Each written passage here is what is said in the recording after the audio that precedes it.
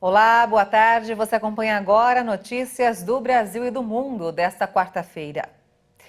E eu começo essa edição com as manchetes dos sites dos principais jornais do país. Folha de São Paulo, desemprego recua para 9,1% e renda volta a subir após 2 anos, diz IBGE. A taxa é a menor desde 2015. O Brasil ainda tem quase 9 milhões e 900 mil pessoas à procura de trabalho. E agora o Estadão IRB atinge mínimas históricas na Bolsa e vende sede por 85 milhões de reais. IRB enfrentou problemas de reputação depois de dizer que Warren Buffett era acionista e ser desmentida. Valor econômico, Rússia fecha principal gasoduto para a Europa para manutenção. A Gazprom anunciou o fechamento do Nord Stream 1, citando a necessidade de manutenção da única estação de compressão em funcionamento. E por fim, o Globo, desemprego cai com recorde de pessoas sem carteira assinada e renda ainda menor. A PNAD trouxe dados muito bons, como a queda para 9,1% da taxa de desemprego e outros nem tanto. A Receita Federal paga hoje as restituições do 4º lote do imposto de renda deste ano. Foram depositados 6 bilhões de reais. A Receita Federal paga mais de 4.462.000 contribuintes. Eles vão receber 6 bilhões de reais no 4º lote de restituição do imposto de renda à pessoa física. O lote também contempla restituições de anos anteriores. A restituição deve ser paga diretamente na conta bancária informada na declaração, de forma direta ou por indicação de chave Pix. Caso o contribuinte tenha entregado a declaração até o dia 30 de maio e não receba a restituição, deve verificar se entrou na malha fina. O 5º e último lote vai ser pago em setembro, no último dia útil do mês. Para saber se vai receber, o contribuinte deve fazer a consulta na página da Receita Federal na internet. A consulta também pode ser feita no aplicativo Meu Imposto de Renda, disponível para os smartphones dos sistemas Android e iOS.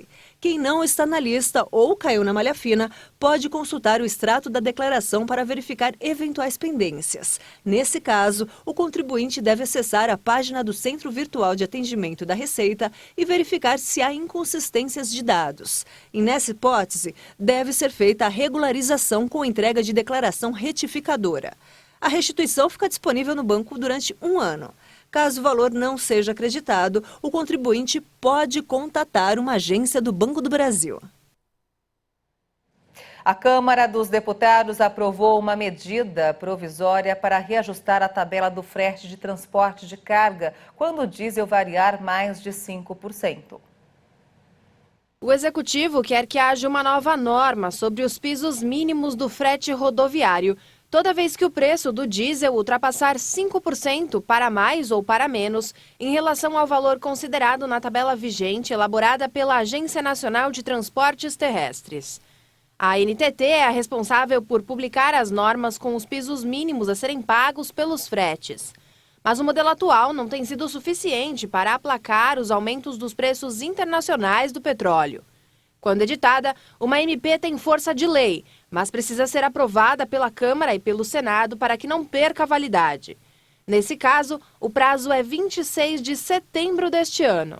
O plenário da Câmara já aprovou a MP que prevê o reajuste da tabela dos pisos mínimos do frete do transporte rodoviário de cargas, quando o preço do óleo diesel no mercado nacional oscilar em mais de 5% para mais ou para menos. Com isso, a matéria agora segue para a análise do Senado Federal.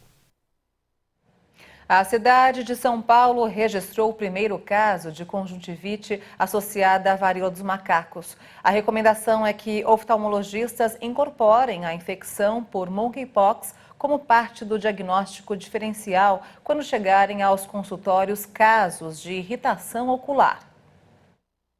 Além dos sintomas como febre, fadiga, dor de cabeça, dores musculares e o aparecimento de lesões cutâneas, que são característicos da varíola dos macacos, agora manifestações oculares também podem estar atreladas à doença.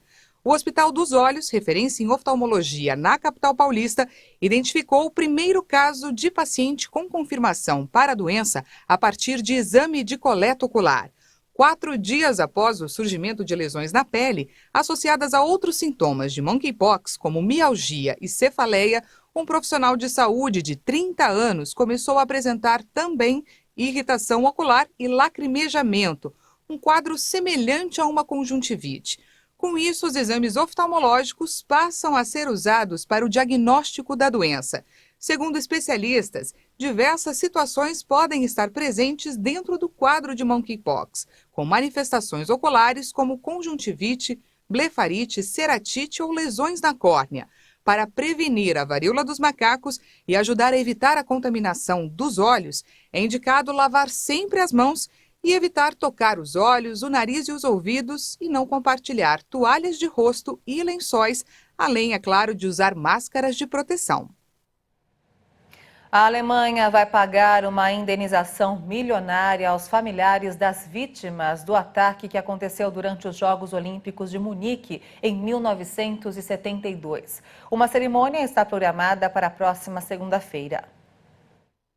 O Executivo Federal, a região da Baviera e a cidade de Munique vão pagar cerca de 28 milhões de euros aos familiares das vítimas do ataque, que deixou 18 mortos, entre eles 11 atletas israelenses. A Alemanha também vai tirar a confidencialidade de documentos relacionados ao atentado e a criticada operação de resgate para análise de historiadores. O acordo inclui a participação dos familiares em uma cerimônia prevista para segunda-feira em Munique, mas alguns já tinham anunciado um boicote. A nota dos líderes afirma que espera que o acordo sirva para alcançar um esclarecimento histórico, reconhecimento e indenização, ainda que não seja capaz de curar todas as feridas. O presidente de Israel expressou gratidão pelo que considerou um importante passo dado pelo governo alemão para assumir a responsabilidade em relação ao atentado. Um relatório do governo dos Estados Unidos divulgou hoje dados alarmantes para o planeta. A concentração atmosférica de gases com efeito estufa responsáveis pelo aquecimento global atingiu um novo recorde em 2021. O aumento ocorreu apesar de uma diminuição das emissões de CO2 no ano anterior devido à Covid-19. A pandemia paralisou grande parte de indústrias poluentes, assim como o uso de automóveis, provocando a desaceleração da economia mundial. A Administração Nacional Oceânica e Atmosférica disse que a concentração de gases de efeito estufa na atmosfera ficou em 414,7 partes por milhão em 2021, 2,3 partes por milhão a mais do que em 2020.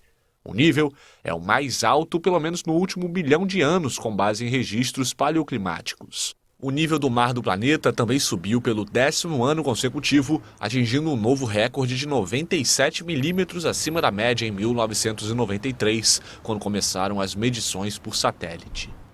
O ano passado foi um dos 6 mais quentes já registrados desde meados do século XIX. A NASA, a Agência Espacial Norte-Americana, divulgou hoje pela primeira vez a sonificação de algumas das imagens observadas pelo supertelescópio James Webb da poeira cósmica, nomeada de Nebulosa do Anel Sul. O processo acontece quando cientistas usam programas de computador e linguagem de programação para traduzir informações não audíveis pelo ser humano em uma onda sonora perceptível aos nossos ouvidos. O processo envolveu uma equipe de cientistas, músicos e uma pessoa com deficiência visual que trabalhou para adaptar os dados do supertelescópio. A nebulosa do Anel Sul foi uma das imagens convertidas em som. Nessa interpretação, as cores das imagens foram retratadas em alguns tons sonoros, frequências de luz foram convertidas diretamente em frequências de som.